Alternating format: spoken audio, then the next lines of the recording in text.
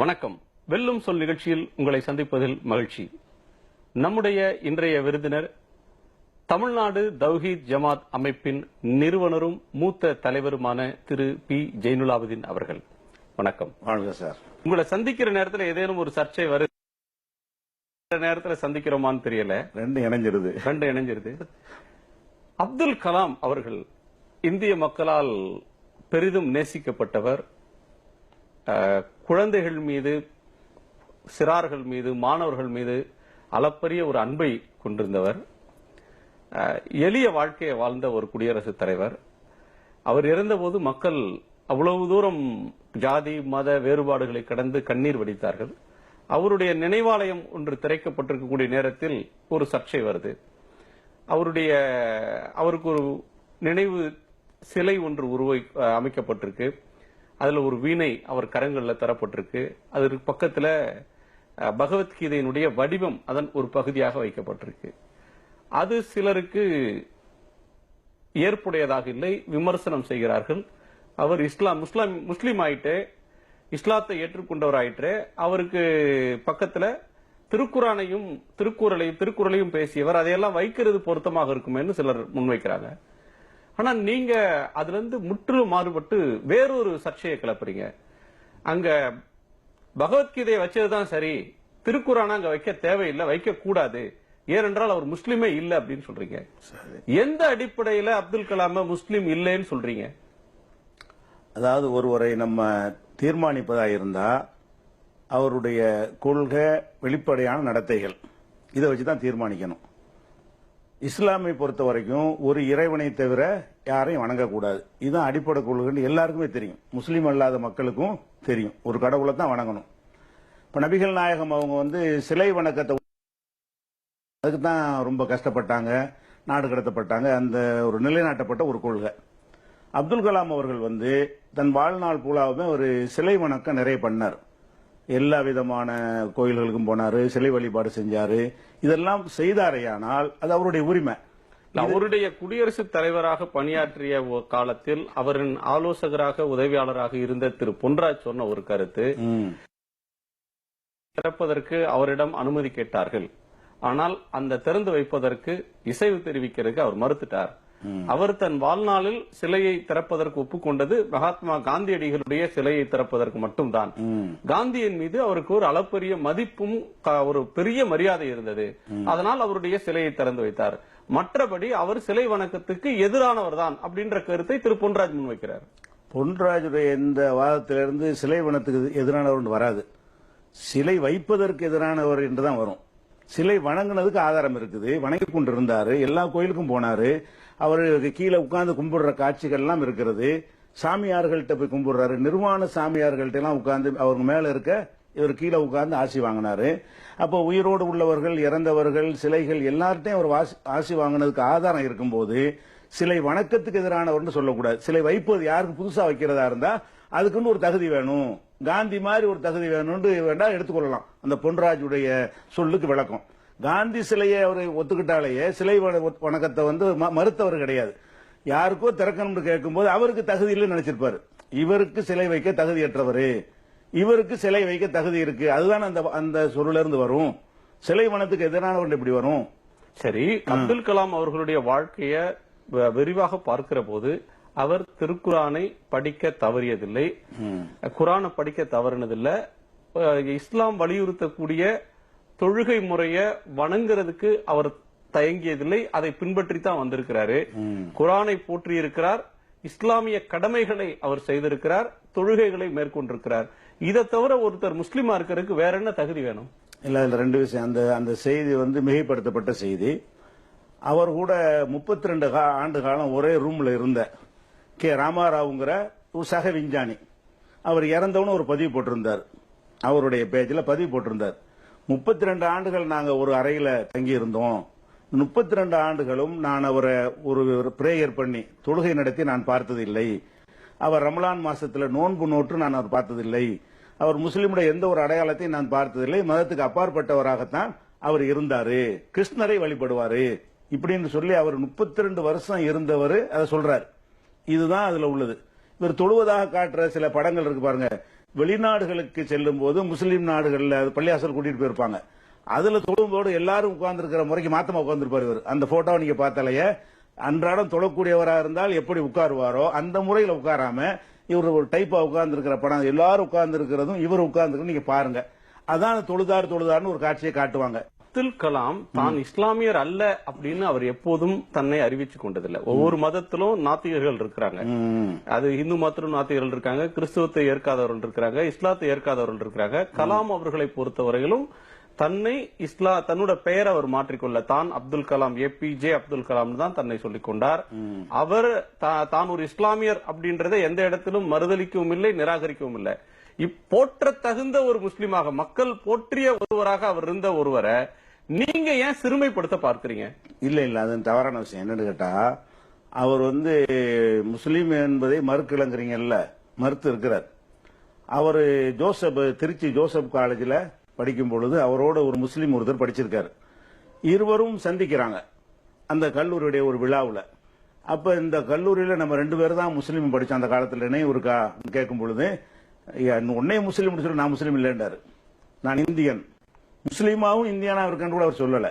அதனால முஸ்லீம் என்று சொல்வதை அவர் மறுத்திருக்கிறாரு. மீலாது விழா என்று எங்க மார்க்கத்தில் இஸ்லாத்தில் கிடையாது. இருந்தாலும் முஸ்லீம்கள் அதை கொண்டாடுறாங்க. மீலாது விழா அதுக்கு மாற்றன்ட்டாரு. கிடையாது, இருந்தாலும் முஸ்லீம்கள் அதை கொண்டாடுறாங்க.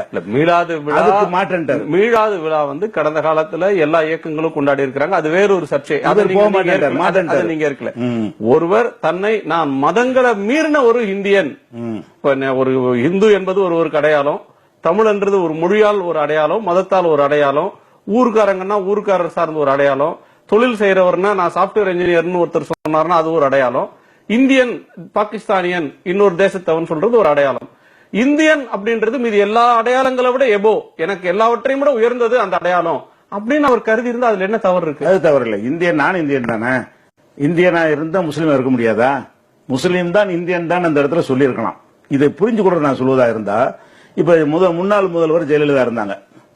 அவங்க கட்சியில ஒருத்தர் இருந்தாருன்னு வைங்க, அந்த கட்சியை சேர்ந்த ஒருத்தர் உறுப்பினர் அட்டையை வச்சுக்கிட்டு கருணாநிதி காலில் போய் விழுந்தா ஜெயலலிதா அம்மா அதை எப்படி எடுத்துக்குவாங்க? நான் அதிமுக கார்டு வச்சுக்கிறேன், நீ கார்டு வச்சிருந்தாலும் அங்கேயும் காலில் விழுந்து கேட்பாங்கல்ல.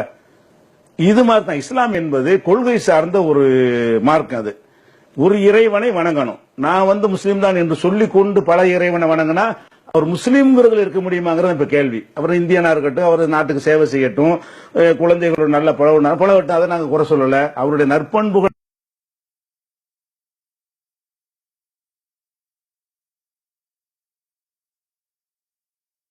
சொல்லுங்க, எங்களுக்கு மறுப்பு இல்ல. இஸ்லாம் என்று ஒரு கோட்பாடு நாங்க வச்சிருக்கிறோம். அந்த இப்படி எல்லாம் இருந்தா தான் ஒரு முஸ்லீமா இருக்க முடியும். எது இஸ்லாத்தை விட்டு ஒருத்தர் வெளியேற்றி விடும் என்று இஸ்லாம் சொல்லுகிறதோ அதை ஒருவர் செய்தார் என்று சொன்னால் அவரை இந்த வட்டத்தில் நம்ம சேர்க்கணும். இல்ல, அவர்களுக்கு என்று தனிப்பட்ட விருப்ப உரிமைகள் அப்படின்றது கிடையாதா? அது இருக்கு, நல்லா இருக்குது. விருப்ப உரிமை என்பது இஸ்லாத்துக்கு உள்ள வந்துட்டோம்னா அதனுடைய சட்டத்துக்கு உட்பட்டு அந்த விருப்ப உரிமை இருக்கணும். கோயிலுக்கு ஏன் போனான்னு கேட்டோமா, அது நாங்க கண்டிக்கல. நாங்க சொல்வதெல்லாம் என்னன்னு கேட்டா, அது யார் முடிவு செய்யறது? அவர் தான் செய்வாரு.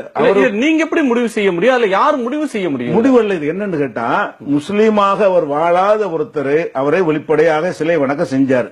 சிலை வணக்கம் செஞ்சால் முஸ்லீம் அல்ல என்று எல்லாருக்குமே தெரியும். இப்ப நான் செஞ்சாலும் முஸ்லீமா இருக்க மாட்டேன்.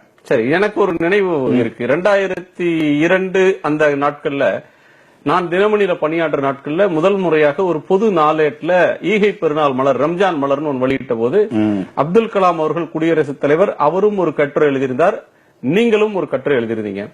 அந்த கட்டுரையில அவர் தன்னுடைய முஸ்லிம் அடையாளத்தை அவர் மறைக்கவில்லை. இஸ்லாத்தை போற்றி எழுதியிருந்தார், இஸ்லாத்தின் நடைமுறைகளை வாழ்த்தி எழுதியிருந்தார், ஹதீஸை அவர் பின்பற்றுவதை பற்றி எழுதியிருந்தார், குரான் அவர் வாழ்க்கையில செலுத்தின தாக்கத்தை பத்தி எழுதியிருந்தார். ஒரு இந்தியாவில் பிறந்து இந்த ஒரு உயர்ந்த நிலையை அடைந்த எல்லாராலும் ஏற்றுக்கொள்ளக்கூடிய ஒரு பெரிய மனிதர் சில நேரங்களில் நீக்கு போக்காக நடந்து கொள்வது, அது என் மார்க்கம் எனக்கு, அதே நேரத்தில் மற்றவர்களோடும் நான் இணங்கி வாழ்வேன், அது இந்துக்களாக இருந்தாலும் மற்றவர்களாக இருந்தாலும் அவர்களுடைய நம்பிக்கை ஒன்று இருந்தாலும் அதோடு நான் இணங்கி போவேன் அப்படின்னு ஒரு தலைவர் வாழ்ந்தா அதை எப்படி தவறுன்னு சொல்ல முடியும்? அப்படி செய்யறதுனாலேயே ஒருத்தர் முஸ்லீம் இல்ல அப்படின்னு ஒருத்தரை விளக்குறதுக்கு யாருக்கு உரிமை கொடுத்திருக்கா? விளக்குற பெற்ற இல்லை, விளக்க முடியாது. யாரையும் விளக்க முடியாது. நாம சொல்வது என்னன்னு கேட்டா, ஒரு கோட்பாட்டின் அடிப்படையில் வாழணும் என்று ஒரு மதம் சொல்லுகிறது. அந்த மதத்தில் ஒருத்தர் இருப்பதாக இருந்தால் அந்த கோட்பாட்டுக்கு உள்ள நின்று அவர் செய்யணுமே தவிர அந்த கோட்பாட்டை விட்டு வெளியே நின்று கொண்டு அதான் இஸ்லாம்னு சொன்னா அவர் புது மார்க்கத்தை உண்டாக்குறாரு ஆயிரும். நம்ம என்ன கேட்கிறோம்னா, இஸ்லாம் சிலை வழிபாட்டை ஆதரிக்குதா எதிர்க்குதான், மனிதன் காலில் விழுவதை ஆதரிக்குதா எதிர்க்குதா, மனிதர்களை சாமியார்களாக்கி அவங்களுக்கு கடவுள் தன்மை கொடுப்பதை இஸ்லாம் ஆதரிக்குதா எதிர்க்குதானா எதிர்க்குது. எந்த அளவுக்கு எதிர்க்குதுன்னா அது இஸ்லாத்தை விட்டு ஒருவரை வெளியேற்றி விடும் என்ற ஒரு கொள்கை இஸ்லாம் சொல்லுகிறது. அதையும் செய்து கொண்டு ஒருவர் தொழுகிறார்னு வைங்க, தொழுதாலும் அது இஸ்லாம் ஆகாது, அது வேற ஒரு மார்க்கம். அது இறைவனை மட்டும் வணங்குறதுக்கு பேர் தான் இஸ்லாம். நான் இறைவனை வணங்கிக்கிறேன் இன்னும் பலரை வணங்கிக்கிறேன் சொன்னா அது உரிமை இருக்கு அவருக்கு. அதை நாங்க யாரும் போய் தடுக்கவும் இல்லை, அவர் முடிவு எடுத்துக்கொள்ளலாம். அது இஸ்லாமிய வட்டத்தில் அடங்குமா? இதன் மூலம் என்ன சொல்ல வர்றாங்கன்னா, நீங்களும் இந்த கலாம் மாதிரி இருந்தா தான் உங்களை அங்கீகரிப்போம், அதுக்கு மீனிங் ஆகுது. இல்ல இப்ப நீங்க ஒரு விளக்கம் தர்றீங்க. ஆனா நம்ம நாட்டிலேயே இதற்கு ஒரு பாரம்பரியம் இருக்கு. ஒரு உடல்நலம் சரியில்லைனாலோ அல்லது மந்திரிச்சு விடுறதுன்னு சொல்ற ஒரு விஷயம் வந்தாலோ ஒரு இந்து தாய் தன்னுடைய குழந்தையை ஒரு முஸ்லிம் ஒருவரிடம் போய் அதை ஓத சொல்லி கேட்டுக்கிறதும், நாகூருக்கோ வேளாங்கண்ணிக்கோ இந்துக்கள் போறதும் அல்லது மற்ற கிறிஸ்தவர்கள் ஒரு இந்து கோயில்களுக்கு போறதுமான மற்ற இடங்களுக்கு எல்லோருக்கும் எல்லாரையும் இணைக்கக்கூடிய சில விஷயங்கள் இருக்கு. எல்லோரும் ஒன்று இன்னொன்றை தடுக்கல, பறந்து பார்க்கலாம். ஒருவர் இந்த நம்பிக்கையை வைத்துக் கொண்டே இன்னொரு நம்பிக்கையும் சேர்த்து அதோட போய் பார்த்துட்டு வர்றதுல தவறு இல்ல அப்படின்ற ஒரு மரபும் கடந்த காலத்தில் இருந்திருக்கு. இப்ப நீங்க உங்களை போன்ற தலைவர்கள் இப்ப கடுமையா எதிர்க்கிறது மாதிரி காயிதே மில்லத் போன்ற தலைவர்களோ அல்லது உங்களுக்கு முந்தைய முஸ்லிம் தலைவர்களோ முந்தைய தலைமுறை தலைவர்களோ இவ்வளவு ஒரு கடுமையான கோட்பாட்டை கடுமையான விதிமுறைகளை சொல்லல. அன்னைக்கு அவங்க அப்படி யாருமே சொன்ன மாதிரி தெரியலையே. அதாவது இந்துக்கள் முஸ்லிம் மந்திரவாதத்தை போய் மந்திரிக்கிறாங்கன்னு சொன்னா அவங்க மதம் அதை அனுமதிக்குது. அவங்க மதத்துல அனுமதி இல்லாம அவங்க செய்யல. அந்த மதத்துல நீ இங்கேயும் வரலாம் அங்கேயும் வரலாம் என்று அவங்க சொல்றதுனால அதை செய்யறாங்க. கிறிஸ்துவர்கள் எப்படி செய்யறாங்கன்னு சொன்னா அவங்க இயேசுவை வணங்குற மாதிரி இன்னும் நிறைய பேரை பாதிரிகள் எல்லாம் வணங்குவாங்க. அவங்க மதத்துல ஒரு அனுமதி இருக்க போய் அதை செய்யறாங்க. அந்த மதக்கு ஒரு மதம் கண்டுகொள்ளவில்லை. எங்க மதத்திலே கொள்கை என்ன சொல்லுதுன்னா, பேசிக்கே நெகட்டிவான கொள்கையா இருக்கு எங்க மதத்தின் கொள்கை. இறைவன் இருக்கிறான் என்று லா இலாஹ இல்லல்லாஹ்னு சொல்றோம்ல, அதுக்கு அர்த்தம் இறைவன் இருக்கிறான்னு கிடையாது. இறைவன் அல்லாஹ்வை தவிர யாரையும் வணங்க கூடாது. நெகட்டிவ் கொள்கை எப்படி அமைக்கப்பட்டிருக்கு கேட்டா, இறைவனை வணங்கு என்று அமைக்கப்படல, அல்லாஹ்வை தவிர யாரையும் வணங்க கூடாது. எதிர்மறையான கொள்கை உலகத்தில் இஸ்லாத்துக்கு மட்டும்தான் இருக்கிறது. ஒரு இறைவன் அகில உலகத்துக்கு இருக்கிறான்னு சொன்னா அவர் முஸ்லீம் ஆவாரு. இல்ல அவனு இருக்கிறான் இவர் இருக்கிறான் முஸ்லீம் ஆக மாட்டார். இந்த பேசிக்கில் நாங்க நிறுவப்பட்டிருக்கும் பொழுது அவர்கள் செய்வதை எங்களோட கம்பேர் பண்ண முடியாது. ஒண்ணு உதாரணத்துக்கு சொல்வதாக இருந்தா, இப்ப நான் ஒரு சைவ உணவு பழக்கத்தில் உள்ள ஆளு, நீங்க அசைவ உணவு பழக்கத்தில் உள்ள ஆளுன்னு வைங்க. அசைவ உணவுடைய ஆளுக்கு நான் மீனை கொடுத்தாலும் சாப்பிடுவீங்க, கருவாட்டை கொடுத்தாலும் சாப்பிடுவீங்கன்னு சொன்னா நீங்க எனக்கு அதை தரலாமா? நான் உன் வீட்டுல சாப்பிட்டேன்ல கருவாடு, என் வீட்டுல நீ சாப்பிடணும், நான் சைவமா இருக்கிறேனே. சைவமா இருக்கிறவருக்கு அவருக்கு சில பாலிசி இருக்கிறது. அவர் சைவம் தான் சாப்பிடுவாருங்கிற ஒரு நிலையில உள்ளவர் அது அசைவத்தை அவர் சாப்பிடுறாருன்னா நீங்க சாப்பிடுன்னு சொல்ல முடியாத மாதிரி எங்க மார்க்கம் எப்படி சொல்லுதுன்னா, இதுல நாங்க சைவ மாதிரி அசைவ உணவு உட்கொள்றவங்களுக்கு சைவம் சாப்பிட்டாலும் பிரச்சனை இல்ல. மாட்டு இறைச்சி போராட்டம் நடந்துட்டு இருக்கிற நேரத்துல எங்க சைவம் மாதிரி இருக்குன்னு நீங்க சொல்றது ஒரு முரண்பாடாவும் இருக்கு. இந்த விஷயம் சைவம் சொன்னா அனைத்தையும் நாங்கள் எடுத்துக்கொள்ளாம சிலதை சிலதை எடுத்துக்கொள்ள மாட்டோம். அந்த விஷயத்துக்கு மட்டும் கலாம் அவர்களை மதிக்கக்கூடியவங்க அங்க குரானையும் வைக்கலாம். குரான் அவர் போற்றிய ஒன்றுதான். பகவத்கீதையில மேற்கோள் காட்டுனது எவ்வளவு உண்மையோ அதே மாதிரி ஹதீஸையும் அவர் மேற்கோள் காட்டியிருக்கிறாரு, திருக்குறளையும் காட்டியிருக்கிறாரு, பைபிளையும் அவர் போற்றி இருக்கிறார். எனவே அவர் எல்லோருக்கும் பொதுவானவர், எல்லாமே இருக்கட்டும் அந்த இடத்துல அப்படின்னு சொன்னா குரான் அங்க வைக்காதீங்க ஏன் சொல்றீங்க? நீங்க ஒரு மத போதகர், மத பிரச்சாரகர், மத சார்ந்த ஒரு இயக்கத்தை முன்னெடுக்கிற ஒரு தலைவர். ஆனா அப்துல் கலாம் அவர்கள் ஒரு பொது சமூகத்துல வாழ்ந்து பொது சமூகத்துல மதிக்கப்பட்ட ஒருவர். அவர் மதரசால படிச்சவர் இல்ல, அவர் மத குரு இல்ல. அவருடைய வாழ்க்கை பாதை அப்படின்றது வேறு. பொது சமூகத்திலேயே ஒரு பொது கல்வியை கற்றவர், ஒரு விஞ்ஞான வாழ்க்கையை வாழ்ந்தவர். அவருடைய வாழ்க்கை பாதை வேற. அவர் தன் வாழ்க்கையில தன்னுடைய இதுல குரானை வச்சுக்கிறாரு, ஹதீஸ போற்றுகிறார். மற்றவற்றை போற்றுறதுல அவருக்கு என்ன, மற்ற மதங்கள்ல இருக்கிற நல்ல விஷயத்தை ஏற்றுக்கொள்றதுல அவருக்கு தயக்கம் இல்ல. இப்ப உங்க பிரச்சனைன்றது, அவர் பிஜேபியோட இணக்கமாக இருந்தார், நாக்பூருக்கு ஆர்எஸ்எஸ் ஆபீஸ்க்கு அவர் போனார், மற்ற ஆர்எஸ்எஸ் தலைவர்களோடு அல்லது இந்த மாதிரியான விஷயங்கள்ல பிஜேபியோட இணக்கம் காட்டினார், அப்படின்றதுனால உங்களுக்கு கலாம் மேல ஒரு வெறுப்பு, அதனால நீங்க கலாம் எதுக்குறீங்க அப்படின்னு நான் குற்றம் சாட்டினா அது சரியா? சரியில்லை. ஏன்னு கேட்டா அதுவும் ஒரு இன்னொரு காரணமா சேர்த்துக்கலாம். இப்ப நீங்க சொல்வதும் இன்னொரு காரணமா எடுத்துக்கொள்ளலாமே தவிர அவர் இஸ்லாமியரா இருந்தாரா இல்ல என்பதற்கு அது காரணம் கிடையாது. இஸ்லாமியரா இருந்தாரா என்பதற்கு நான் ஆதாரத்தை தான் சொல்லியிருக்கிறேன்.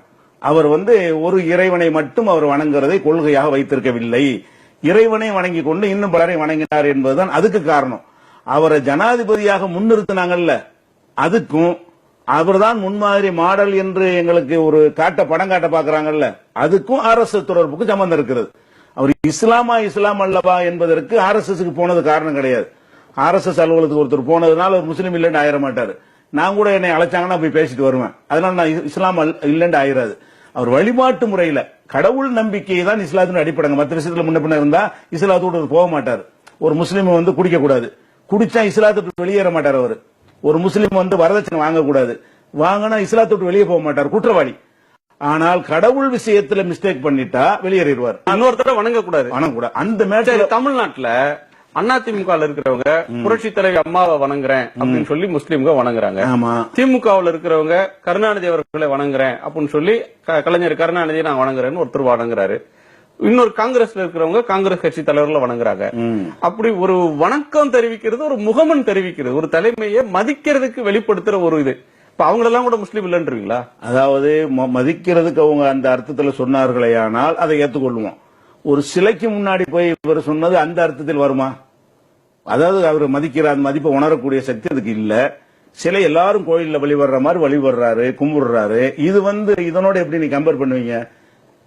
ரெண்டுக்கு வித்தியாசம் இல்லையா? நமக்கே தெரியுது. ஜெயலலிதாவை கடவுளா அவங்க கருதல, கருணாநிதியை கடவுளா கருதல நீங்களே சொல்றீங்க. கடவுளா கருதவும் இல்ல.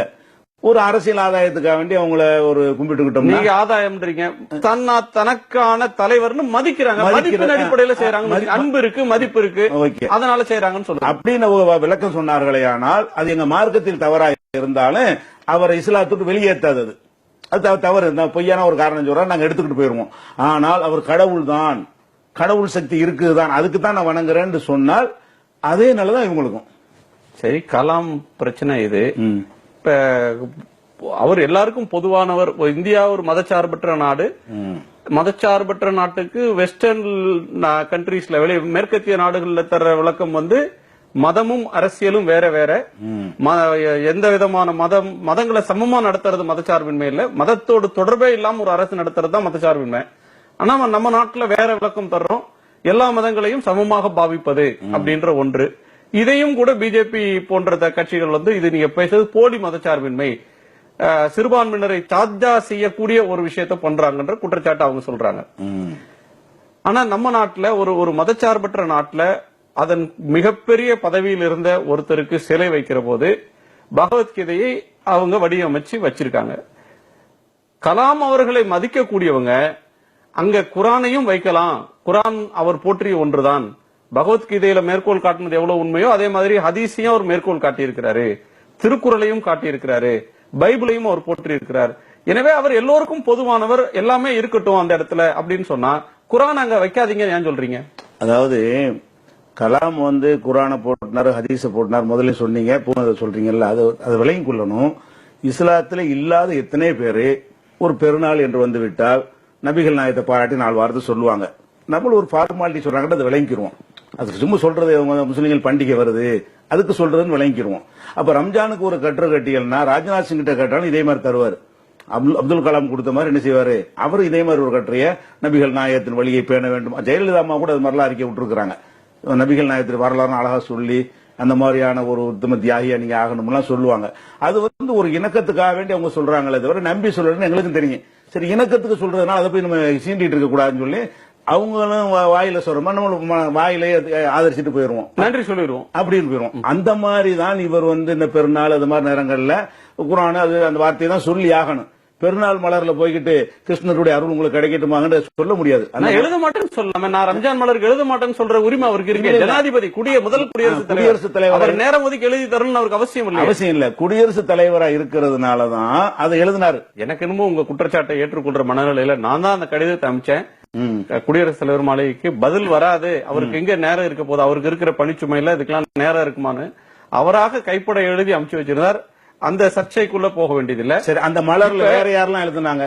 இஸ்லாமியர்கள்லாம் எழுதியிருந்தாங்க. இஸ்லாம் எல்லாம் நிறைய பேர் எழுதினாங்க. நிறைய எழுதியிருந்தாங்க. அதே மாதிரி புலவர் ராசு கூட எழுதியிருந்தாங்க. அவங்க எல்லாம் கூட என்ன செய்வாங்கன்னா, அவர்கள் நம்பிக்கை இல்லாத கூட எழுதியிருப்பாங்க. இஸ்லாத்தை சொல்லும் பொழுது முகமது நபி சொல்லித்தான் ஆகணும், குரானை சொல்லித்தான் ஆகணும் அப்படிங்கிறதுக்காக சொல்றது. என் கேள்விக்கே வந்துருவோம். எல்லோருக்கும் பொதுவான ஒரு மனிதர், எல்லோராலும் போற்றப்படக்கூடிய ஒரு தலைவர். இப்ப வந்து முஸ்லிம்களுக்கு ஒரு சாராருக்கு நீங்க தலைவர்னே வச்சுக்கோங்க, ஒரு சாரார் நீங்க சொல்ற வழிமுறையை பின்பற்றாங்க. உங்க கருத்தை ஏற்றுக்கொள்ளாத முஸ்லிம்களும் இந்த நாட்டுல கோடிக்கணக்கில் இருப்பாங்க, இந்தியா முழுமைக்கும். அவங்க கலாம் சிலை அருகே பகவத்கீதை அவங்க வச்சது மாதிரி குரானை வைக்கட்டும் அப்படின்னு சொன்னா வைக்கவே கூடாதுன்னு நீங்க எப்படி சொல்லலாம்? இப்ப இதுல கவனிக்க வேண்டிய விஷயம் என்னன்னு கேட்டா, மத்திய அரசாங்கமாக்கும் இந்த நினைவு மண்டபத்தை எழுப்புது இல்லையா? எழுப்பும் போது அவர்கள் வந்து கலாமுக்கு பக்கத்துல வைக்கும் போது அவங்களே குரானை வச்சு, அவங்களே ஒரு பைபிளையும் வச்சு, அவங்களே ஒரு திருக்குறளையும் வச்சு, அவங்களே ஒரு பகவத்கீதையும் வச்சிருந்தாங்கன்னு சொன்னா அதனுடைய கணக்கை வேறையா இருந்திருக்கும். ஒரு அரசு என்ன சொல்லுதுன்னா, அவர் வந்து பகவத்கீதை ஆள் தான், அவர் வீணை வாசிக்கிட்டு இருந்த ஒருத்தர் தான் அவரை தவிர உங்களுக்கும் அவருக்கு சம்பந்தம் இல்லைங்கிற மெசேஜ் தான் அதுல இருக்குது. அதுல போட்டி அவர் பேரம் கொண்டே வைக்கிறாரு. அவங்க வந்து அதுல சிலையோட சேர்த்து அதை படிச்சிருக்கிறாங்க, பகவத்கீதையை சிலையோட ஒரு பகுதியாக்கி இருக்கிறாங்க. இவர் போய் புஸ்தகம் கொண்டே கூட என்ன செய்யறாரு, வைக்கிறாரு. வச்ச உடனே என்ன நடக்குது, உடனே இந்து முன்னணிக்காரங்க உடனே எடுக்கணும்னு ஆர்ப்பாட்டம் பண்றாங்க. இந்து மக்கள் கட்சிக்காரங்க ஆர்ப்பாட்டம் பண்றாங்க. ஆர்ப்பாட்டம் பண்ணணும், அதை உடனே அவரை மிரட்டி எடுக்க சொல்றாங்க, எடுத்து வச்சுட்டாங்க. அவருக்கு விசாரணை வேற, எப்படி நீங்க கொண்டு வைக்கலாம், வைக்கக்கூடாது. அவர் என்னடா அது அரசுக்கு சொந்தமானதாயிடுச்சு. அரசுக்கு சொந்தமானதுல கொண்டு இவர் கொண்டே அரசு தான் வைக்கணுமே தவிர இவர் கொண்டே வச்சதுங்கிறது அது சட்டப்படி தப்பு. தனி மனிதர்களுக்கு உரிமை கிடையாது. அதனால நம்ம என்ன கேட்கிறோம்னா, அவர் என்னவா வாழ்ந்தார் என்று அரசு ஒரு மதிப்பீடு செஞ்சிருக்குது. அந்த மதத்துக்காரங்களும் ஒரு மதிப்பீடு செஞ்சிருக்கிறாங்க. வெங்கல சிலைக்கு காவி பெயிண்ட் அடிச்சு வச்சுட்டாங்க. அந்த மாதிரி எல்லாம் இதுதான் அவருடைய பிக்சர்னு காட்டையில இதுல போய் எங்களுக்கு இது நாங்க போய் வம்பு வளர்த்துக்கிட்டு இருந்தா தேவையற்ற மத கலவரம் தானே வரும். நீங்க சொல்றது நல்லிணக்கமா பிரிவினையா அப்படின்றது ஒரு விவாதத்துக்குரிய பொருள்.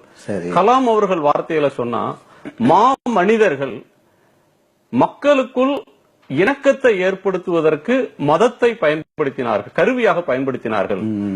மற்றவர்கள் மக்களிடம் பிரிவினையை ஏற்படுத்துவதற்கு மதத்தை பயன்படுத்துறாங்க அப்படின்றது கலாம் அவர்களுடைய ஒரு கருத்து. இப்ப நீங்க சொல்லக்கூடிய கருத்து, கலாம் போன்று மக்களால் மதிக்கப்படுற ஒரு தலைவரை எங்க மதத்துக்கும் அவருக்கும் சம்பந்தம் இல்ல அப்படின்னு நீங்க நிராகரிக்கிறதன் மூலமா பொது சமூகத்துக்கு நீங்க என்ன செய்தியை சொல்றீங்க? சரி, இது சொல்வதற்குரிய இன்னொரு செய்தி நான் சொல்றேன். இத வந்து பொது ஊடகத்துறையில் உள்ளவங்க எல்லாம் கவனிக்க வேண்டிய ஒரு செய்தி. இப்ப குரான் வைக்கணும், பைபிள் வைக்கணும்னு சொல்லி ஒரு பேச்சு வந்த உடனே முகநூல் முழுவதும் என்ன பண்றாங்கன்னா, அது எப்படி நீ அவருக்கு சொந்தம் கொண்டாட போச்சுன்னு அவருடைய உரைகள், அவருடைய பேச்சுக்கள்லாம் எடுத்து போட்டு, அவர் வந்து இந்துவாகத்தான் வாழ்ந்தாரு, அவர் பகவத்கீதை தான் வழிகாட்டி என்று சொன்னாரு, அவருடைய வீடியோக்கள்லாம் போட்டு இருக்காங்க. நீ எப்படி அதுல உரிமை கொண்டாட போச்சு, அங்க குரானை நாங்க கூட எப்படி வைப்போம், இப்படிங்கிற அளவுக்கு பேசுறாங்களே. அதை விட நான் பேசுறது ரொம்ப குறைவு தான். நான் எங்க மக்களுக்கு தான் அறிவுரை சொல்றேன். நீங்க அதுல போட்டி போட்டு இருக்கிறீங்க, சண்டை தான் வரும். உங்க நோக்கமும் விளக்கமும் வித்தியாசமா இருக்கு.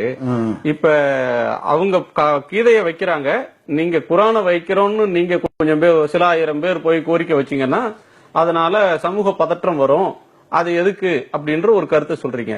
இதே லாஜிக்க வந்தே மாதரத்துக்கும் மாட்டு இறைச்சி விவகாரத்திலும் முத்தலாக் விவகாரத்திலும் ஆட்சியாளர்கள் சொல்லிட்டாங்க, அதனால நம்ம ஏற்றுக்கொள்வோம், அதுக்கு எதிர்த்து நம்ம போராடினாலோ கொடி பிடிச்சு போனோம்னாலோ ஒரு பதட்டம் வரும், அதனால எனக்கும் கெட்டு போயிடும் அப்படின்ற ஒரு லாஜிக் அதுல வைப்பீங்களா? இது லாஜிக் பொருந்தாது. ஏன்னு கேட்டா, அவங்க அப்துல் கலாமுக்கு சிலை வச்சது அவர் முடிஞ்சு போச்சு, எங்களை எந்த பாதிக்கல. வந்தே மாதரம் சொல்லி எங்களையில சொல்றீங்க, நான் சொல்லுவேன்னு சொல்லிட்டு போங்க, நாங்க ஒண்ணு கேட்க போறது இல்ல. நீங்க சொல்றது என்னன்னா என்னைய சொல்றீங்க. அப்ப நீங்க என்னைய சிலை வைக்க சொன்னா நான் எதிர்ப்பேன்.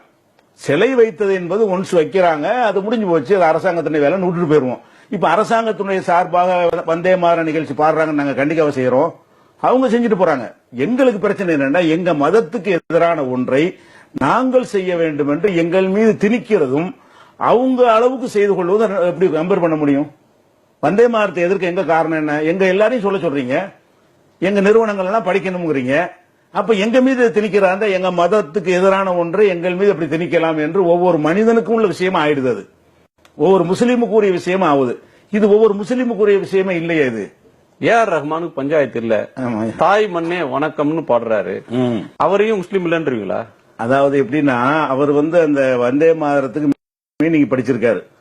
அந்த வார்த்தைக்கு அர்த்தம் என்னன்னு கேட்டா, தாய் மண்ணை வணக்கம். அழகா சொல்றேன், வந்தே மாதரம்னா தாய் மண்ணை வணங்குகிறேன், மண்ணை வணங்குகிறேன். மண்ணை வணங்குகிறேன் என்பதை ஒரு கொள்கையா பாட்டுக்கு படித்த கவிஞர்கள் கூட படிப்பாங்க. இவர் போய் மண்ணெல்லாம் வணங்கி கொண்டிருந்ததாக நமக்கு சரித்திரங்கள பாட்டுல படிச்சிருக்காரு. மண்ணை வணங்கத்தான் செய்வேன் அப்படின்னு சொன்னாரே, ஆனால் அவரும் ஒரு இறைவனை வணங்கலன்னு தான் அர்த்தம். இன்னும் சொல்ல போனா வந்தே மாதரத்தினுடைய பாடலுடைய கடைசி அந்த 4 வரிகள்லையும் தெளிவா சொல்றாங்களே, சரஸ்வதி, லட்சுமி, துர்கா இவங்களை வணங்குறதான் அந்த பாடல முடியுது. வந்தே மாதரன் ஆரம்பித்து அவங்கள இந்து தெய்வங்களாக கற்பனை செய்து அவங்கள வணங்கணும் என்று அந்த பாடல் முடிகிறது. அப்படி முடிகிறது என்று சொல்லி நம்ம ஆனந்த உடல்ல ஞானி அவர்கள் பக்கங்கள்ல இது தெளிவா ஆதாரத்தோட கொடுத்திருந்தாரு. இந்த வரியில இந்த மாதிரி இருக்குது, இது எப்படி நீங்க இன்னொரு மதத்துக்கு திணிப்பீங்க? ஒரு மதத்தினுடைய கடவுளுடைய பெயர்கள்லாம் வரும்போது அதை வணங்குன்னு எப்படி கிறிஸ்தவர்கள் எப்படி ஏத்துக்குருவாங்க, பௌத்தர்கள் எப்படி ஏத்துக்குருவாங்க, முஸ்லிம்கள் எப்படி ஏத்துக்குருவாங்க, எப்படி நீங்க திணிக்கலாம்னு அவர் கேட்டார். இந்த மாதிரியான ஒரு அடிப்படையில் தான் வந்தே மாதரத்தை எங்க நம்பிக்கைக்கு எதிராக, ஒவ்வொருத்தருக்கு எதிராக நீங்க அதை கொண்டு வர்றீங்க. வாழ்வாதார பிரச்சனைகளுக்கு பேசுறதை விடவும் இஸ்லாமிய இளைஞர்களுக்கு கல்வி வேலை வாய்ப்புகளை தர்றது, பெண்களுக்கு படிப்பு வாய்ப்புகளை மற்றதை ஏற்படுத்தி தர்றது அப்படின்ற விஷயங்கள்ல போதுமான கவனம் செலுத்தல அப்படின்றது மாதிரியான குற்றச்சாட்டு இருக்கு. அப்ப 10 வருஷமா நாங்க ரத்த தானம் கொடுக்கிறோம், யாருக்கு இது போய் சேரும்? சிறுபான்மை இருக்கிற எங்களுக்கு போய் சேருமா, மத்தவங்களுக்கு சேருமா? எங்களுடைய பார்வை பறந்தது. குறுகிய நோக்கம் தப்பா சொல்றீங்க. சினிமா பாட்டை பாடாதீங்க, சினிமாவை ஏன் போய் பாக்குறீங்க அப்படின்னு சொல்றீங்க. இப்ப சினிமா ஒரு ஜனரஞ்சகமான ஒரு மனுஷனுக்கு 1000 பிரச்சனைகள் இருக்கு. ஒரு கவலைகளை மறக்கிறதுக்கு சினிமாவை பார்க்கலாம், கலை ரசனையை வளர்த்துக்கிறதுக்கு சினிமாவை பார்க்கலாம். 1000 புஸ்தகம் சொல்லாத ஒரு செய்தியை பல மணி நேரம் படிச்சு தெரிஞ்சுக்க முடியாத ஒரு செய்தியை, ஒரு பெரிய செய்தியை, ஒரு சின்ன விஷயம் ஒரு சில நிமிடங்கள்ல ஒரு ஊடகத்துல சொல்லிட முடிகின்ற ஒரு மிக முக்கியமான ஒரு ஊடகம் சினிமா. நீங்க சினிமாவை நிராகரிக்கிறீங்க. ஏஆர் ரஹ்மான் மாதிரி உலகத்தை கொள்ளை கொண்ட பல கலைஞர்கள் இருக்கிறாங்க. இதே சமூகத்திலிருந்து இசையை நிராகரிக்கிறீங்க. சூஃபி இஸ்லாம் கொடுத்த ஒரு மிகப்பெரிய கொடை. ஒரு இந்துஸ்தானி இசை மரபுல சூஃபி மரபு அப்படின்ற ஒன்றுக்கு இன்றைக்கும் ஒரு பெரும் மதிப்பு சமூகத்தில் இருக்கு, இசை ஆர்வலர்கள்ட்ட இருக்கு. நாகூர் அனிஃபா தமிழ் சமூகத்தால் கொண்டாடப்பட்டவர். நீங்க அவர் அல்லாவை இறைவனை பாடி தொழுது பாடின பாடல் இஸ்லாமியர்களுடைய நெஞ்சங்களை உருக்குனதை விடவும் பல கோடிக்கணக்கான இந்துக்கள் நம்பிக்கை உள்ளவர்களுடைய நெஞ்சங்களை உருக்கி இருக்கு. அப்படி ஒரு வலிமையான சாதனத்தை ஒரு கடும் அதை எதுக்குறதுன்றது கடும் போக்கு இல்லையா? அதாவது அது வலிமையான சாதனம் சொல்றீங்க பாருங்களேன். அதுல கொஞ்சம் ஆழமா நம்ம சிந்திச்சு அதுக்கு முடிவெடுக்கணும். இப்ப ஒரு சின்ன நிமிஷத்துல அது ஒரு செய்தியை கொண்டு போயிடணும்னு சொல்றீங்க. இப்படி கொண்டு போய் இருக்கிறது உண்மையாக இருந்தால் நாட்டில் எல்லாருமே நல்லவனா இருக்கணும். சினிமாவின் மூலம் பதியப்பட்ட கருத்து தியேட்டர் விட்டு வெளியே வந்தா போயிடும். அந்த தியேட்டர்ல இருக்கும்போது பதியுது அந்த ஒரு செகண்ட், அது ஆழமா பதியாது. ஏதோ ஒரு டைம் பாஸ் மாதிரி போய் உட்காந்துட்டு திருடக்கூடாதுன்னு ஒரு படத்துல காட்டுவாங்க. எல்லா திருட்டு பேரும் அங்கதான் இருப்பான். வந்துட்டு போகும்போதே பிக்பாட் அடிச்சுட்டு போவான்.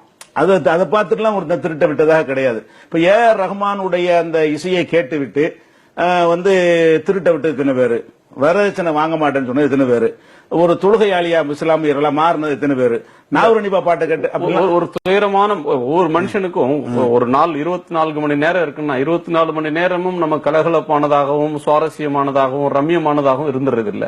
சில மணி நேரங்கள் நமக்கு கவலை தர்றதாக இருக்கும், துயரம் தர்றதாக இருக்கும், சோர்வு தர்றதாக இருக்கும். அப்படியான நேரங்கள்ல அந்த மாதிரியான இசைகளை கேட்கிற போது மனசு லகுவாகிறது, மனிதர்களை ஒரு ரம்யத்துக்குள்ள தள்ளுது, ஒரு சின்ன நிவாரணத்தை தருது. ஒரு நிரந்தர தீர்வு தராம இருக்கலாம், ஒரு நிவாரணத்தை தருது.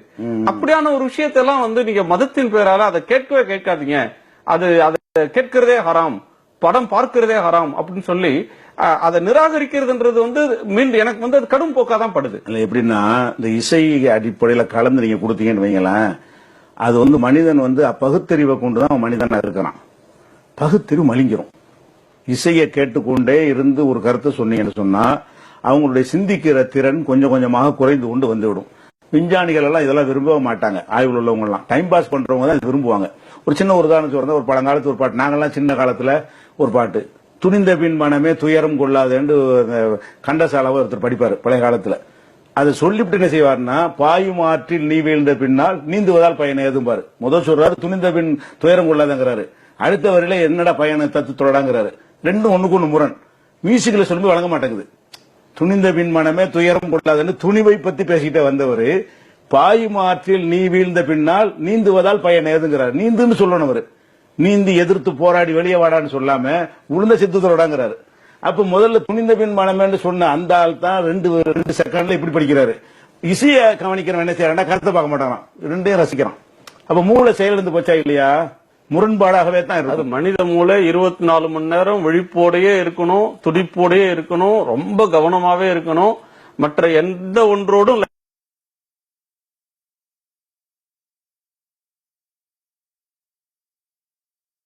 கூடாது. இல்ல அப்படி இல்ல. மூளையை மழுங்க செய்யும் எந்த ஒன்றும் லைக்க கூடாது. மற்ற லைக்கலாம் செய்யலாம். உதாரணமா சொன்னா, இப்ப நாங்கள் நபி வழி நடங்க, அதான் சரியான வழி, வேற வழியை நடக்காதீங்க நாங்க சொல்லுவோம். கல்ல விட்டு எறிவாங்க. நாவுரணிபா பாட்டை போட்டா நபி வழி நடந்தால் நரகம் இல்லைன்னு பாட்டா போடுவோம். கேட்டு இருப்பாங்க. நாங்க வசனமா சொன்னா அடிக்கிறான். ஒரு கிரிமினல் குற்றச்செயலை செய்யறாருன்னா அவருக்கு தண்டனை உண்டு அப்படின்னு தெரிந்த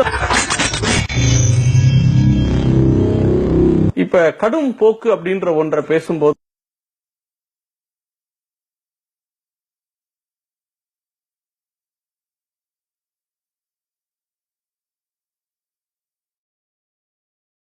முதல்ல ஒரு மதத்துல உள்ளவங்க ஒரு புனிதமாக ஒரு விலங்கை கருதுறாங்க என்றால் அதுக்கு உரிமை அவங்களுக்கு இருக்குது. அடுத்தவங்கள திரிக்க கூடாது. பசுவை நீங்க போய் யாரும் புனிதமா கருது, அவனுக்கு பால் கறக்கலன்ற உடனே விக்கிறது அவன் தான் விக்கிறான். அடிமாட்டுக்கு போகுதுன்னு தெரிஞ்சு விக்கிறவனும் இந்து விவசாயி தான். அவன் தெய்வமா கருதி அதை காப்பாற்றவன் தயாரா இல்ல. அவன் நஷ்டப்படுவான். லாபம் பால் கறக்கும் போது அந்த மாட்டை வளர்ப்பானே தவிர பால் இல்லைன்னா அதுக்கு தீனி போட்டுக்கிட்டு அதை காப்பாத்துறது அவனுடைய வருமானத்துக்கு சாத்தியப்படாது. அப்ப அவங்க எல்லாம் இந்து விவசாயி தானே அதிகமா அந்த பசுக்களை விக்கிறாங்க, விற்க போய் தானே வாங்குறோம். அப்படிங்கறதுனால அனைவரும் இந்துக்களும் அப்படி கருதுறாங்க என்பது ஒரு மாய தோற்றமா கொண்டு வர்றாங்க. இது நாட்டுக்கு பெரிய பின்னடைவா வரும். எங்களுக்கு ஒரு பெரிய ஆடு இல்லாட்டி மாட்டை தின்ட்டு போயிருவோம், மாடு இல்லைன்னா ஆட்டை சாப்பிட்டு போயிருவோம். பெரிய மேட்டர் கிடையாது இது. நாங்க சொல்வது நாட்டை பெருசா பாதிக்கும். பொருளாதார ரீதியா லெதர் பிசினஸ் பாதிக்கும். தோல் ஏற்றுமதி தான் அந்நிய செலாவணி அதிகமா நமக்கு பெற்று தருகிறது, அது பாதிக்கும். பெல்ட்ல இருந்து ஷூல இருந்து எல்லாமே நம்ம அதுல தான் தயார் பண்ணிட்டு இருக்கிறோம், அதெல்லாம் பாதிக்கும். அதை நம்பி லட்சக்கணக்கான தொழிலாளர்கள் இருக்கிறாங்க, அந்தந்த தொழில்களை சார்ந்து அவங்க எல்லாம் பாதிக்கப்படுவாங்க. மாடை யாரும் வளர்க்க மாட்டாங்க இனிமே. முதல் விஷயம் என்னடா, மாட்டை பாதுகாக்கணும்னு நினைக்கிறாங்க. மாட்டை எதுக்கு நம்ம வளர்க்குறோம்? லாபம் இருக்க போய் தான் வளர்க்குறோம். அதுவா விட்டா வளராது. சிங்கம்புலி வளரவா செய்யுது? அது வனவிலங்கா இருந்தா கூட மனிதன் பெருக்குவதற்கு முயற்சி பண்ணா தான் அது பெருகுமே தவிர அது இயல்பா விட்டோம்னா அருகி சுருங்கி எத்தனை புலி இருக்குன்னு எண்ணி சொல்றாங்க. அப்ப மாட்டை எனக்கு லாபம் இல்லை, இந்த மாட்டை வயசா போயிட்டா எனக்கு வச்சுக்கிற முடியாதுன்னு சொன்னா அதை ஏன் நான் வளர்க்குறேன், நஷ்டமா போயிடும் மாடு வாங்கவே மாட்டேன். விவசாயிகள் மாடு வாங்கி வளர்க்கலன்னு சொன்னா மாடே நாட்டில் இல்லாம போயிடும். உலகத்துல வணங்குறதுக்கு பசு கிடைக்காத போறோம். இது சாப்பிடக்கூடிய பிராணிகள் தான் நீங்க பெருகிறது நீங்க பாக்கலாம். கோழிலாம் அன்னைக்கெல்லாம் கிடைக்காது, இன்னைக்கு லட்சக்கணக்கான கோழி கிடைக்குது. காரணம் என்ன? சாப்பிட சாப்பிட என்ன செய்யறான், பெருக்கிறதுக்கு உள்ள வேலைகளை மனிதன் தான் செய்யறான். அப்ப மனிதன் தான் இதை எந்த பெருக்கிறாங்கிறத விளங்காம இதை சட்டம் கொண்டு வந்தார்களே ஆனால் மாடு என்கிற ஒரு இனம் இருக்கவே செய்யாது. இவர்கள் வணங்குவதற்கு பசுவும் இருக்காது. பொருளாதார ரீதியா பயங்கரமான ஒரு வீழ்ச்சி ஏற்பட்டுவிடும். விவசாயிகள் கடுமையா பாதிக்கப்படுவாங்க என்ற கோணத்தில் உள்ளதுனாலதான் நாங்க மௌனம் காக்குறோம். சரி, நீங்க உங்க விளைவை நீங்க அனுபவிங்க, எங்களுக்கு மாடு தின்ற கட்டாயமா? மாடு சாப்பிட்டு தான் சாப்பிடுறது ஒரு அனுமதி இருக்கே தவிர மாடு சாப்பிடாட்டி சும்மா கத்திரிக்காய் நாங்க சாப்பிடலாமே சட்டத்தில் தடையா இருக்குது. அதனால இவங்க எங்களுக்கு எதிராக நினைத்து கொண்டு அவங்களுக்கு எதிராகவே செய்யறாங்க. நாட்டு மக்கள் அனைத்து இந்து மக்களுக்கும் எதிராகத்தான் இதை கொண்டு வர்றாங்க. விலைவாசி வேற ஏறும். நிறந்து எல்லா பொருளையும் வாங்கும் பொழுது விலைவாசி குறையும். மாடு தின்றவன்லாம் கத்திரிக்காய்க்கு வந்தானா கத்திரிக்காய் 2 மடங்கு விலை ஏறிடும்ல. அப்ப எல்லா பொருளும் நிறந்து இருந்தா தானே அவங்க சைவ உணவுக்காரங்களுக்கும் அது லாபமா இருக்கும், அவங்களும் பாதிக்கப்படுவாங்க. விலைவாசி எல்லாம் ஏறும். சோ நீங்க சைவ உணவுக்காரங்களோட விலைவாசி கட்டுக்குள்ள இருக்கணும்ன்ற ஒரு எண்ணத்திலே இந்த ஆர்குமெண்ட் வைக்கிறீங்க. அதுவும் ஒன்று, அது மட்டும் இல்ல, அதுவும் ஒன்று. ஒரு நிறைவான கேள்வி என்னன்னா, அண்மை காலத்தில் பாஜக தொடர்ச்சியாக அடுத்தடுத்து பல மாநிலங்கள்ல வெற்றி பெறுது. முஸ்லிம்கள் கணிசமாக வாழக்கூடிய தொகுதிகளில் மாநிலங்கள்ல வெற்றி பெறுது. வெற்றி தோல்வியை முஸ்லிம்கள் தான் தீர்மானிக்கிறாங்க அப்படின்னு சொல்ற உத்தரப்பிரதேசத்தின் சில மாவட்டங்கள், சில தொகுதிகள் 40% 50% ஓட்டு இருக்கக்கூடிய இடத்துல கூட பிஜேபி வெற்றி பெற்றது அப்படின்றது ஒரு தகவல், ஒரு போக்கு. இதுக்கு சில சமூக ஆய்வாளர்கள் முன்வைக்கக்கூடிய ஆர்கியூமெண்ட் என்னவா இருக்குதுன்னா, கடந்த காலத்தில் ஒரு இருதுருவ அரசியல், அது காங்கிரஸ் பிஜேபி அப்படின்ற அரசியலா இருக்கலாம், அல்லது காங்கிரஸ் நான் காங்கிரஸ் அப்படின்ற அரசியலா இருக்கலாம். இந்த மாதிரியான அரசியல் போக்குகள்ல சிறுபான்மை மக்களுடைய வாக்குகள் எந்த பக்கம் போகின்றனவோ அந்த அணி வெற்றி பெறும், அந்த அணிக்கு ஒரு எட்ஜ் கிடைக்கும் அப்படின்றது ஒரு முந்தி சமூக ஆய்வாளர்கள் சொன்ன ஒரு கருத்து. ஆனா இப்ப என்ன சொல்றாங்க, இதை பற்றி விரிவா ஆய்வு செய்யக்கூடிய அறிஞர்கள் என்ன சொல்றாங்கன்னு சொன்னா, முஸ்லீம் ஓட் பேங்க் அப்படின்ற ஒன்றுக்கு ஒரு அவங்க சாலிடாவே ஓட்டு போட்டாலும் பிரச்சனை இல்லை, அதற்கு மாறாக ஹிந்து ஓட் பேங்க் அப்படின்ற ஒன்றை ஒரு அமைப்பால் உருவாக்க முடியுது, ஒரு மக்களை அப்படி கூறு போற்ற முடியுது, மக்கள் அந்த அடிப்படையில் வாக்களிக்க வைக்க முடியுது, அது ஒரு புதிய பினாமினன் இந்தியன் பாலிடிக்ஸ்ல அப்படின்னு சொல்றாங்க. என்னுடைய நேரடியான உங்களுடைய கேள்வி, உங்கள்கிட்ட கேட்க விரும்புறது, இந்த பிரச்சனைக்கு ஒரு மத அடிப்படைவாதம் இன்னொரு மத அடிப்படைவாதத்துக்கு தீனி போடுகிறது. அந்த வகையில முஸ்லிம் இயக்கங்களுக்கு இந்த அரசியல்ல இந்த போக்கு மாறினதுல எந்த பொறுப்புமே இல்லையா? அதாவது முஸ்லீம் வாக்கு வங்கின்னு அந்த வார்த்தையை பொய்யாக கையாண்டது. எந்த ஒரு காலத்திலையும் முஸ்லிம்கள் சாலிடாக ஓட்டு போட்டதே கிடையாது. நீங்க தமிழகத்தை எடுத்துக்கிட்டீங்கன்னா திமுகவுக்கும் போடுவாங்க, அண்ணா திமுகவும் போடுவாங்க, காங்கிரசுக்கும் போடுவாங்க, இந்துத்துவா அல்லாத எல்லா இயக்கங்களுக்கும் பரவலாத்தான் போடுவாங்க. போன பாராளுமன்ற தேர்தலில் கூட எல்லா முஸ்லீம் இயக்கங்களும் ஜெயலலிதாவை எதிர்த்தாங்க. முஸ்லீம் ஊர்கள் அவங்களுக்கு தான் ஓட்டு கிடைச்சு, இயக்கங்கள் எல்லாம் கடந்து முஸ்லீம்கள் ஓட்டு போட்டாங்க. அப்ப முஸ்லீம்கள் ஓட்டு என்பது ஒரு பக்கமா திரண்டு போட்ட மாதிரியான ஒரு சரித்திரமே கிடையாது. அது மாதிரி ஊபியை நீங்க உதாரணம் சொன்னீர்களே, ஆனால் ஊபியில் உள்ள முஸ்லீம் ஓட்டெல்லாம் காங்கிரசுக்கும் போட்டாங்க, மாயாவதிக்கும் போட்டாங்க, முலாயம் சிங்கும் போட்டாங்க, அகிலேஷுக்கும் போட்டாங்க. இப்படித்தான் செதறி போனுச்சே தவிர முஸ்லீம் அமைப்புகள் சில கட்சி சுயேட்சை அவங்களுக்கும் போட்டாங்க. அப்ப முஸ்லீம் வாக்குகள்லாம் திரண்டு ஒரு பக்கம் போனது என்பது அதை சொல்லி அவங்க அரசியல் நடத்தினாங்களே தவிர எந்த ஒரு காலகட்டத்திலையும் சாலிடா ஜமாத்துல கூடி முடிவு செஞ்சு அப்படியெல்லாம் மக்கள் கேட்கிற மாதிரியும் கிடையாது, அப்படி முடிவு செய்வதும் கிடையாது. அதுல கூட ஒரு விஷயம் என்னன்னு கேட்டா, இது இந்து ஓட் பேங்காக நான் கருதல. எதனால இந்த இது நடக்குதுன்னு கேட்டா, எதிரில் இருக்கக்கூடியவர்கள் இவங்கள்ட்ட இருக்கிற அளவுக்கு ஒரு கிரிமினலாக திங்க் பண்ணக்கூடியவர்கள் இல்லை. ஒரு பிரச்சனை எதிர்கொள்ள தெரியல. இப்ப காங்கிரஸ் பெரிய கட்சியா இருக்கிறது, இந்த ரூபாய் நோட்டு பிரச்சனையை அழகாக பிரச்சனை எடுத்திருக்கலாம், அது அவ்வளவு பெரிய பாதிப்பு ஏற்படுத்துற ஒரு விஷயம். சும்மா ஃபார்மாலிட்டியான ஒரு அறிவிப்போட ஒதுங்கி கொண்டார்கள். இதுவே காங்கிரஸ் இந்த மாதிரி கொண்டு வந்து பிஜேபி இருந்திருக்குமே ஆனால் நாடே ரெண்டா போயிருக்கும். அப்ப அந்த பிரச்சனை எப்படி களத்தில் இறங்குறார்கள் மக்கள் பார்ப்பாங்க. அவர் எதிராக யாரையும் காணாம். அதே மாதிரி வேலை செய்யக்கூடியவர்கள், அதே மாதிரி தொழில்நுட்பத்தை பயன்படுத்தக்கூடியவர்கள், பொய் பிரச்சாரங்களை அதிகமாக பில்டப் கொடுத்து அது மாதிரியாக பணத்தை கொடுத்து விலைக்கு வாங்கக்கூடியவர்கள், ஒவ்வொரு லைக்குக்கு காசு, ஒரு ஷேருக்கும் காசு என்றெல்லாம் அந்த மாதிரி அந்த டெக்னாலஜியை பயன்படுத்தக்கூடிய எந்த ஒரு அறிவும் திறமையும் இவங்களுக்கு இல்லாததுனால அப்ப ஒர்க் பண்ண ஆள் இல்ல. ஒர்க் பண்ண ஆள் இல்லைன்னு அவங்க மட்டும் போய் ஓட்ட போட்டு வந்துடுறாங்க, ஒதுங்கிடுறாங்க. மற்றவங்க எல்லாம் வாக்காளர்களுடைய சேர்த்தா தானே ஓட்டு போடுவாங்க. வாக்காளர்களை காங்கிரஸ் எல்லாம் எடுத்துக்கிட்டீங்கன்னு சொன்னா, அந்த காலத்துல எங்க தாத்தா காங்கிரஸ் தலைவரா இருந்தாருன்னா அப்புறம் எங்க தகப்பனார் காங்கிரஸ் தலைவரா இருப்பாரு, அப்புறம் நான் தலைவரா இருப்பேன். புதுசா மக்கள் தேர்ந்தெடுத்து நமக்கும் ஒரு பங்கு கிடைக்கும் இருக்கக்கூடிய இருந்தா தானே ஒரு ஊர்ல கட்சி இருக்கு. எல்லாம் அந்த பரம வயசான ஆளுக்கு, முதியோர்கள், காங்கிரஸ் குடும்பம் வச்சுக்கிட்டு இருக்கிறாங்க. இப்படியான ஒரு அமைப்பு அது போனதுனாலதான் எதிரில் ஆள் இல்ல. வரும் ஒரு அளவுக்கு மேல இந்த காங்கிரஸ் மேல வெறுப்பு அந்த நேரத்தை இவங்க பயன்படுத்திக்கிட்டாங்கல்ல, இவங்களுடைய எல்லை மீறிய செயல் வரும்பொழுது அப்படி ஒண்ணு உண்டாகாம இருக்காது. மக்கள் எதிர்பார்த்துட்டு இருக்காங்க, நல்ல ஒரு வாய்ப்பு வந்தால் அதை பயன்படுத்தினார்களே, ஆனால் இவங்க இந்த ஓட்டெல்லாம் நிக்காது. அவன் சோத்துக்கு தான் மனுஷன் பாக்குறான், இந்து ஓட்டுங்கிற வச்சுலாம் அது அவனுக்கு பயன் தராது. முஸ்லீம் ஓட் பேங்க் அப்படின்றது இல்ல, ஹிந்து ஓட் கன்சாலிடேஷன் அப்படின்றது இல்ல, அது இந்துங்கிறக்காக போடவே கிடையாது, அப்படி ஒன்னே கிடையாது. மிக்க நன்றி. ஏராளமான கருத்துக்களை எங்களோட பகிர்ந்து கொண்டீங்க. உங்களுக்கு மீண்டும் நன்றி.